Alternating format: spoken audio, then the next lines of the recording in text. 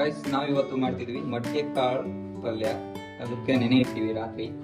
ಈ ಪಲ್ಯ ಮಾಡ್ತಿದ್ವಿ ಅದನ್ನೇ. ಗೈಸ್ ಮಡಿಕೆ ಕಾಳು ಕುದಿಯಕ್ಕೆ ಇಟ್ಟಿವಿ.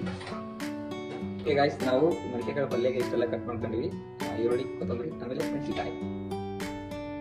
ಆಯಿಲ್ ಆ್ಯಡ್ ಮಾಡ್ಕೊಂತೀವಿ. ಫಸ್ಟ್ ಸಾಸಿವೆ, ಜೀರಿಗೆ, ಮೆಣಸಿನಕಾಯಿ. ಗೈಸ್ ಆಕ್ಚುಲಿ ಇದನ್ನ ನಾನು ಮಾಡ್ತಿಲ್ಲ, ಇದನ್ನ ಬೇರೆ ಮಾಡ್ತಿದ್ದೆ ನನಗೆ. ಗೈಸ್ ಈಗ ತರಕಾರಿ ಏನೇನು ಕಟ್ ಮಾಡ್ಕೊಂಡಿದ್ದೀರ ಎಲ್ಲ ಆ್ಯಡ್ ಮಾಡಾಯಿತು. ಫ್ರೈ ಮಾಡ್ಕೊಂಡಿದ್ದೀವಿ. ಓಕೆ, ಈಗ ಸ್ವಲ್ಪ ಉಪ್ಪು ಆ್ಯಡ್ ಮಾಡ್ಕೊಂಡಿದ್ದೀವಿ. ಆಮೇಲೆ ಮಸಾಲೆ, ಅರಿಶಿನ ಪುಡಿ, ನಾವು ನೆನೆಸಿಟ್ಟಿರೋ ಕಾಳು ಆಮೇಲೆ ಕುದಿಸಿ ಈಗ ಆ್ಯಡ್ ಮಾಡ್ಕೊಂಡಿದ್ದೀವಿ ಅದಕ್ಕೆ. ಗೈಸ್ ಮಡಿಕೆ ಕಾಳು ಪಲ್ಯ ರೆಡಿ ಆಗಿದೆ.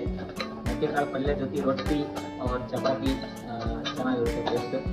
ನಿಮ್ಮ ಟೇಸ್ಟ್ ಹೆಂಗಿರುತ್ತೆ ನೋಡ್ರಿ, ಹಂಗೆ ನೀವು ಟ್ರೈ ಮಾಡ್ತೀರಿ. ಓಕೆ, ಥ್ಯಾಂಕ್ ಯು, ಬಾಯ್. ನಮ್ಮ ವ್ಲಾಗ್ನ ಇವತ್ತು ಹಂಗೆ ಮಾಡ್ತೀವಿ. ಬಾಯ್.